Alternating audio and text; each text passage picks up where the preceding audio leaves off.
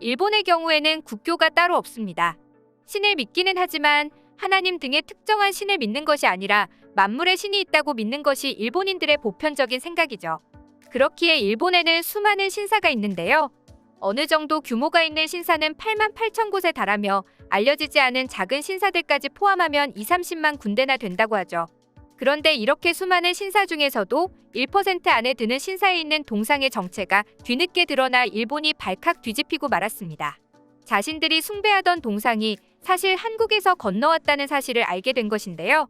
무슨 일인지 자세히 알아보겠습니다.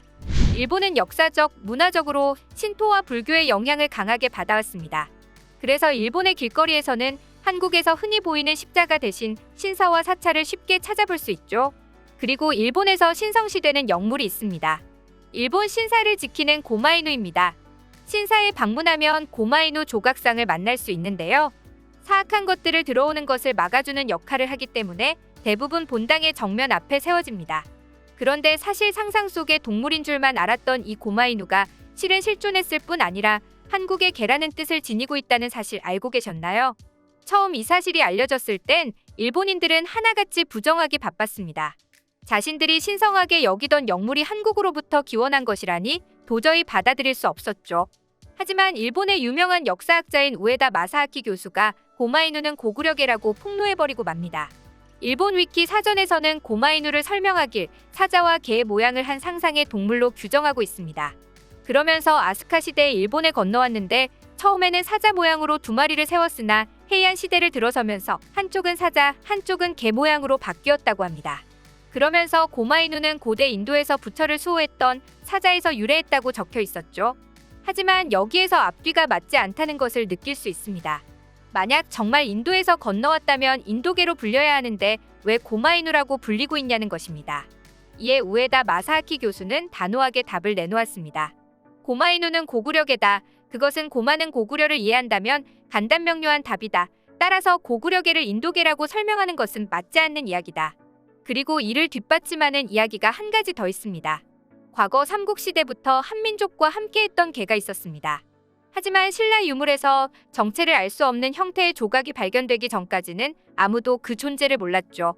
2005년 경주 서라발대학에 재직 중이던 최석규 교수는 경주 지역에서 출토된 유물을 열람하다가 한 가지 눈에 띄는 놀라운 점을 발견하게 되었는데요. 바로 신라시대에 분포하던 개들을 본뜬 토호들을 보면 대부분이 꼬리가 짧거나 없는 모양을 하고 있다는 것이었죠. 이것은 꼬리 부분이 파손되거나 훼손이 된 것이 아니라 의도적으로 짧은 형태이거나 생략한 것이 분명했습니다. 그렇다면 삼국시대부터 한반도에 꼬리 없는 개가 살고 있었다는 말이 되는데요. 실제로 자료를 조사해본 결과 한국의 역사 기록문에서 꼬리가 없는 개의 존재가 밝혀집니다. 조선 현종 10년에 출간된 동경잡기에 보면 꼬리 없는 개에 대한 기록을 처음 확인할 수가 있었는데요. 이에 최석규 씨는 이 개의 이름은 동경개입니다. 삼국사기 등 수십 권의 문헌에 기록될 만큼 오랫동안 우리와 함께했던 존재입니다라며 동경이의 존재를 증명해냈죠. 실제로 삼국사기에는 꼬리가 없는 개가 있다라는 대목이 등장하고 조선 동경잡기에도 역시 동경에 사는 꼬리 짧은 개를 동경구라 한다라는 말이 있습니다.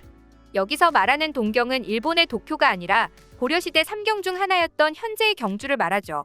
즉, 신라의 동경이가 많이 분포했었던 사실을 시사하는 것입니다. 동경잡기 외에도 중보문헌비고, 오주연문장전 산고, 삼국사기, 성호사설, 대동야승, 고금성림, 낙하생집, 신라회고, 해동직, 경주읍지 등 많은 문헌에서도 동경계의 모습을 묘사하고 이름을 언급하고 있습니다. 동경군은 영특하며 민첩성이 뛰어나고 후학 또한 매우 발달했으며 용맹스러운 기질을 갖추고 있으면서도 사람에게 한없이 온순하며 특히 주인에 대한 충성심이 남다르다. 동경이는 노루와 사슴꼬리를 닮아 장자구 또는 농미구라 부르기도 한다.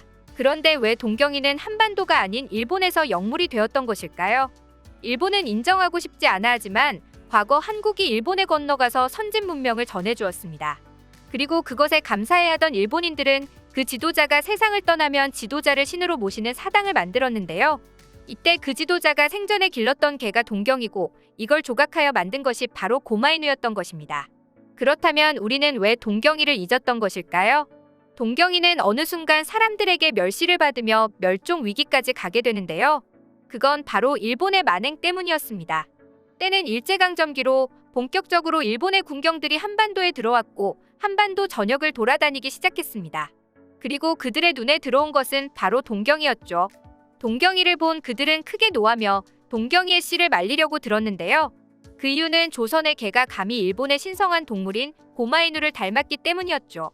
실상은 고마이누의 기원이 동경이었지만 말입니다. 일본의 왕가나 신사, 절을 지키는 영물로서 일본에서 신성시되는 고마이누의 모습이 조선의 토종계였다는 사실에 조선의 식민 지배를 하던 일본의 입장에서는 자존심이 상했던 일이었습니다. 그때부터 일제는 동경이를 중심으로 진돗개, 삽살개 등을 비롯한 한국 개들을 해치기 시작했습니다. 그렇게 한국의 개들은 1년에 수십만 마리씩 목숨을 잃었죠.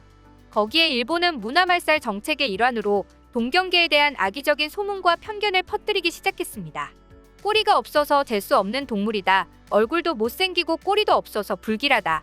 이렇게 일제는 선조들과 동경이를 이간질시켰고 동경개는 사람들로부터 멸시와 불길한 징조의 상징이 되어 우리 선조들로부터 외면받기 시작했습니다.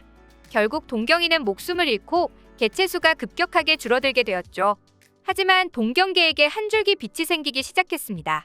2000년대 초반 최석규 회장이 동경이의 존재를 밝혀낸 이후 각고의 노력을 기울인 덕분에 진돗개, 풍산개, 삽살개에 이어 한국의 네 번째 토종견으로 당당히 이름을 올리게 되었습니다.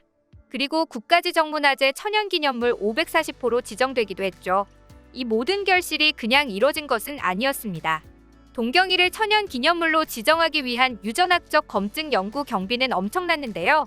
동경이 연구보존협회 연구진들은 오로지 사명감 하나로 경주 전체에 흩어져 있던 동경이들을 한데 모았습니다. 그리고 이 개들을 서라벌대학 사육장에서 키워 동경이들은 점점 개체수를 불려나갈 수 있었고 그 결과 지금은 500마리에 달하게 되었죠. 동경이는 천연기념물인 만큼 신중하게 선별적인 분양을 실시해 키우게 했고 마음대로 입양을 보내거나 판매할 수 없다고 하는데요. 외국 견종들이나 진돗개에 밀려 아무런 관심도 받지 못했던 동경이었지만 최근에는 전국적으로 동경이 분양을 문의하는 사람들이 많아졌다고 합니다. 현재 지금까지도 동경이의 보전, 번식을 위해 많은 사람들이 노력하고 있는데요. 경주의 탑골 마을과 양동 마을은 동경이 마을로 지정되어 동경이 사육에 힘쓰고 있습니다. 그래서 두 마을에 방문하면 실제로 동경이를 만나볼 수 있죠. 동경이와 진돗개는 외모가 아주 닮았는데요. 실제로 동경이와 진돗개는 토종개 중 가장 유전적으로 가깝다고 합니다. 하지만 비교적 가까운 것이지 전혀 다른 견종이라고 합니다. 동경이는 진돗개에 비해 덩치가 훨씬 작고 꼬리가 짧거나 없다는 게 특징입니다. 하지만 동경개 역시 진돗개와 견주어도 손색이 없을 정도로 충성심이 뛰어난 일화가 중보문헌비고에 수록되어 전해지고 있는데요. 경주에 살던 한 선비가 동경개를 데리고 한양으로 가는 도중 문경세제에서 병으로 쓰러져 죽었다. 그러자 동경개는 밤낮으로 쉬지 않고 집으로 돌아가 죽은 주인의 아들을 주인이 죽은 곳으로 안내하고 그 자리에 쓰러져 죽었다. 사람들은 동경개의 충성심과 영특함에 감복했다. 그뿐만 아니라 동경이는 머리가 명석하고 훈련 습득 능력이 뛰어나 인명구조견 등으로 활약하고 있기도 합니다. 앞으로도 이런 동경이가 진돗개와 더불어 전 세계의 우수함이 알려져 사람들에게 사랑받길 바라며 오늘의 영상 마치겠습니다.